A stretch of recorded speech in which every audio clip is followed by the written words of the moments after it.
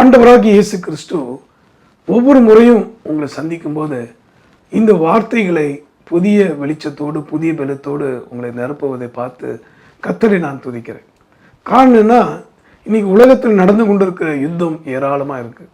பாருங்கள், அமெரிக்க நாட்டு ஜனாதிபதி திரு டொனால்ட் ட்ரம்ப் அவர்கள் எடுத்ததான சில முயற்சிகள் அல்லது சட்டங்கள் இப்போது ட்ரேட் வார் என்று சொல்லும் அளவுக்கு போய் கொண்டிருக்கு. எங்கே பார்த்தாலும் டேக்ஸ் அதிகமாக இன்க்ரீஸ் பண்ணிட்டாரு அப்படின்னு சொல்லி இப்போ சீன நாடும் அதுக்கு ஈடு கொடுத்து இன்றைக்கி போராடி கொண்டிருக்கிறாங்க. சரி, எதுக்காக சொல்லுகிறேன், நாம் இன்றைக்கு சூழ்நிலையை கவனித்து பார்க்க வேண்டும். அதனால தான் தேவனாகிய கர்த்தர் கூட இன்று உங்கள் ஒவ்வொருவரையும் பார்த்து கவனித்து பாருங்கள் என்ற தலைப்பில் உங்களோடு பேசும்படி என் மனதில் ஒரு பாரத்தை தந்தார். உங்களுக்காக இதோ கர்த்தருடைய வார்த்தையை நாம் சிந்திக்கலாம். எபிரேயரின் புஸ்தகத்தில் 3ஆம் அதிகாரம் 1 வசனம். Hebrew chapter 3 verse 1. இப்படி இருக்க பரம அழைப்புக்கு பங்குள்ளவர்களாகிய பரிசுத்த சகோதரரே, நாம் அறிக்கை பண்ணுகிற அப்போஸ்தலரும் பிரதான ஆசாரியமாய் இருக்கிற கிறிஸ்து இயேசுவை கவனித்து பாருங்கள். இந்த வாக்கியத்துல மிக தெளிவாக எப்படி எபிரேயருக்கு எழுதும்போது சொல்லப்பட்டிருக்குன்னா, கிறிஸ்து இயேசுவை கவனித்து பாருங்கள். இதை கேட்டுக்கொண்டிருக்க அன்பானவர்களே, இன்றைக்கு உலகம் என்னமாக போய் முடியுமோ என்று நீங்கள் கலங்கி கொண்டிருக்கலாம். ஆனால் ஆண்டவராகிய இயேசு கிறிஸ்துவை இந்த உலகம் கவனித்து பார்க்க மறந்து விட்டது அல்லது மறுக்கிறது. இது ரெண்டுமே இன்றைக்கு நாம் சிந்திப்போமானால் புரிந்து கொள்வீங்க. சிலர் உண்மையாகவே மறந்துட்டாங்க, ஆனால் ஒரு சிலர் கவனித்து பார்க்க மறுக்கிறார்கள். காரணம் என்னவென்றால், இன்றைக்கு உலகத்தில் வஞ்சக சாத்தான் இன்றைக்கு பலரை பல குணங்களில் வேத வசனத்துக்கு நேராக திருப்புகிற, சத்தியத்துக்கு நேராக திருப்புகிற தேவனுடைய ஊழியர்களை, உண்மையாக அபிஷேகம் பண்ணப்பட்ட ஊழியர்களுக்கு கவனித்து பார்க்கக்கூடாதபடி இன்றைக்கு போலியானவைகளும் அருவருப்பானவைகளையும் நடப்பிக்கிறவர்கள் பின்னாக ஓடி அவமானப்பட்டு அசிங்கப்பட்டு இன்றைக்கு அநேக காரியங்களை நம்ம கவனித்து பார்க்கும்போது அது எவ்வளவு கொடூரமானது என்பதை நாம் புரிந்து கொள்ளலாம். இங்கே சொல்லப்பட்டிருக்கிறது, கிறிஸ்து இயேசுவை கவனித்து பாருங்கள். ஒரு காலகட்டத்தில் இருளில் வாழ்ந்த நான் இயேசுவின் பெரிதான கிருபையினால் ரட்சிக்கப்பட்டேன். என் முன்னோர்கள் ஒரு காலத்தில், நான் பிராமண குடும்பத்தில் பிறந்து வளர்ந்தபடினாலே அந்த முன்னோர்கள் சொன்னதான வணக்கங்கள், பலவிதமான நூதனமான வழிபாடுகள், இப்படி பல காரியங்களை மனுஷனுடைய கற்பனையினால் அறிவினால் செயல்படக்கூடிய பல காரியங்களை நான் செய்து கொண்டிருந்தது உண்மைதான். ஆனால் இன்றைக்கு இரட்சகராகி இயேசுவை நான் கவனித்து பார்க்க ஆரம்பிச்சேன். இன்றைக்கு அநேகருடைய வாழ்க்கையில் எதை அவங்க கவனித்து பார்க்க மறந்துட்டாங்கன்னா, salvation. they forget to look unto salvation. தேவனாகி இயேசு கிறிஸ்து இலவசமாய் கிருபையாய் தருகிற அந்த ரட்சிப்பின் சந்தோஷத்தை அல்லது அந்த மீட்பின் நம்பிக்கையை கவனித்து பார்க்க மறந்து விட்டார்கள் அல்லது மறக்கடிக்கப்பட்டார்கள். காரணம் என்னன்னா, எப்படியும் வாழ்ந்துக்கலாம், ஆனால் மோட்சத்துக்கு கடைசி நேரத்தில் திரும்பிடலாம். கடவுள் இறக்கம் உள்ளவர் தானே, ஆண்டவர் அன்பு உள்ளவர் தானே, ஆண்டவருக்கு இறக்கங்களுக்கு அளவே இல்லை என்று சொல்லி இன்னைக்கு தவறான போதனையில் அநேக கிறிஸ்தவ குடும்பங்களும் பேராயர்களும் ஊழியக்காரர்களும் சபைகளும் மாட்டியிருப்பதை எண்ணி விசனத்தோடு பாரத்தோடு வேதனையோடு சொல்லுகிறேன். இன்னைக்கு கிரேஸ் டீச்சிங் என்று சொல்லி அநேக மக்கள் வழி தப்பி போக அல்லது பாவத்தை துணிகரமாய் விரும்பி செய்யத்தக்கதாக இன்றைக்கு காரியங்களை நடப்பித்து கொண்டிருக்கிறது ஏராளம். இப்போ நான் சொல்லக்கூடிய ஒவ்வொரு எச்சரிப்பையும் நீங்கள் புறக்கணிப்பீர்களானால் காலம் வரும், நீங்கள் சிக்கி கொள்ளும்போது தவிப்பீர்கள். கடந்த 6 வருடங்களுக்கு மேலாக ஒரு எச்சரிப்பின் சத்தத்தை எல்லா கிறிஸ்தவ மக்களுக்கும் நான் சொல்லி கொண்டு இருந்தேன். அது என்னன்னா, இந்த அருவருப்பான நடனங்களையும் பலவிதமான நூதனமான வரிகளையும் எழுதி சினிமா டியூனில் மாத்திரமே கம்போஸ் பண்ணி கொண்டு தங்களை பிரபலப்படுத்தி கொண்டிருக்கிற வஞ்சக ஆவி கொண்ட அல்லது விபச்சார வேசித்தனத்தின் ஆவி கொண்ட அப்படிப்பட்ட மனுஷர்கள் பின்னாக போக வேண்டாம்.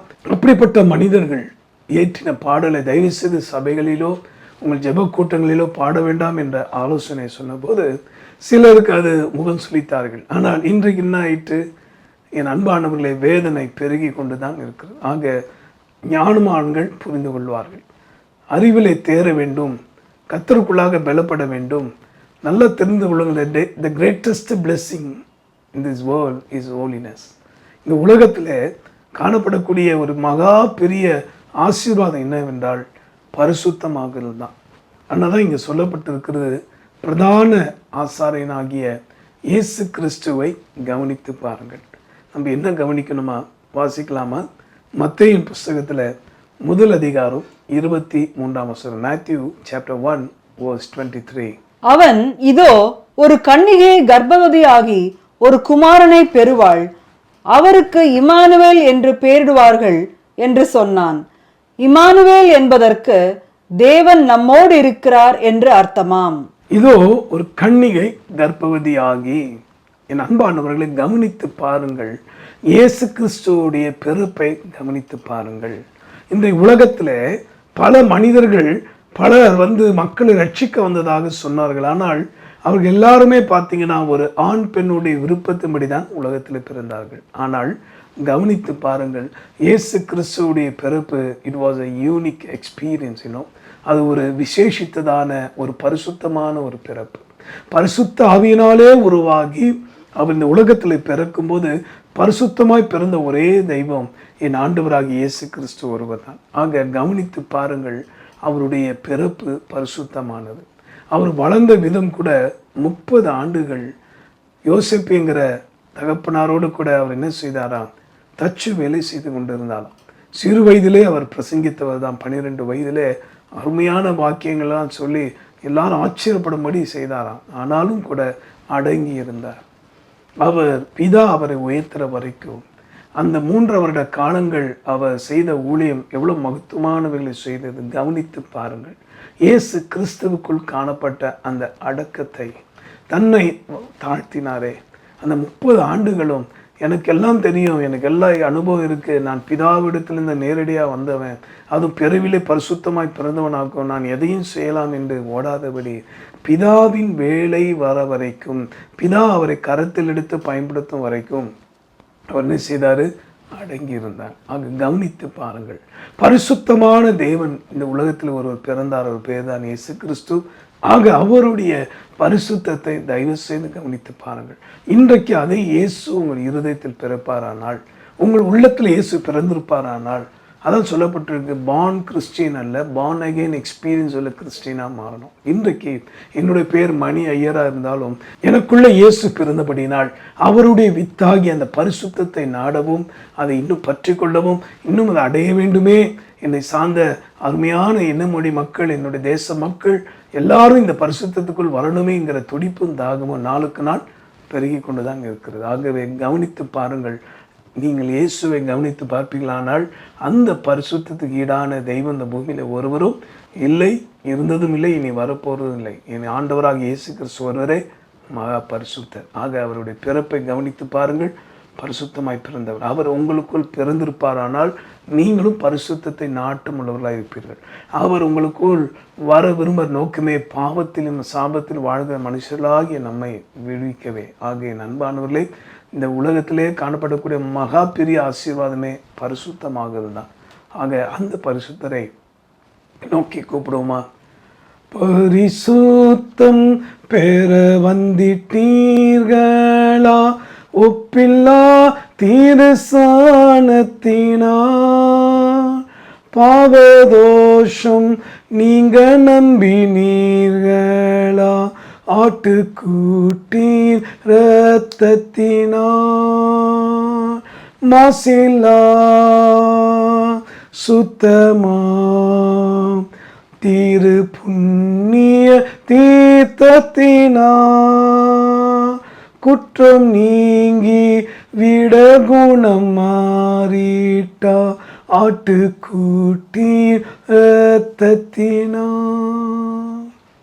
ஜெபிப்போம். அன்புள்ள ஆண்டவரே, கவனித்து பாருங்கள் என்று சொன்னேன். மனுஷனை பார்த்து போலியான போதகங்கள், தவறான வணக்கங்கள் இவங்களை கவனித்து பார்த்து நஷ்டமடைந்து தான் ஏராளம், வேதனை அடைந்து தான் ஏராளம். ஆனால் இன்று முதற்கொண்டு எங்கள் இயேசு ஒருவர் தான் உலக மக்களுடைய மீட்புக்காக பரிசுத்தமாய் பிறந்தவர். கன்னி மரியாள் வயிற்றிலே பரிசுத்தாவியால் உருவாகி இந்த உலகத்தில் பரிசுத்தராய் பிறந்த ஒரே தேவி நீர்தானப்பா.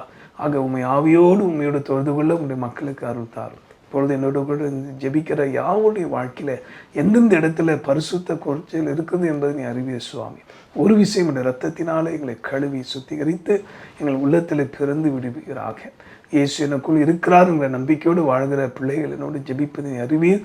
அவர்கள் இன்னும் அந்த பரிசுத்தத்தை நாடவும் அது கடினமாக இருப்பது தெரியும், ஆனால் உம்முடைய உதவினால் அது சாத்தியம் என்பதை புரிந்து ஆவியானவரே உம்முடைய உதவியோடு தங்கள் பணியை செய்ய, ஊழியத்தை செய்ய, தங்கள் குடும்ப வாழ்க்கையை நடத்த, தன் பிள்ளைகளை பக்தியாக நடத்த, இன்னும் அவர்கள் வாஞ்சிக்கிற நல்ல காரியங்கள்லாம் உங்கள் குடும்பத்தில் நடக்க ஆண்டவர் அனுகிரகம் செய்யும். ஜெபத்தை கேட்டீரே உமக்கு ஸ்தோத்திரம். மீட்பர் மூலமாக ஜெபிக்கிறோம் பிதாவே, ஆமென். கவனித்து பாருங்கள். நீங்கள் இந்த நற்செய்தியை எவ்வளோ தூரம் மற்றவங்களுக்கு பரப்புறீங்க, ஷேர் பண்ணுறீங்க என்பதை பரலோகம் கவனித்து பார்க்குறேன். God bless you.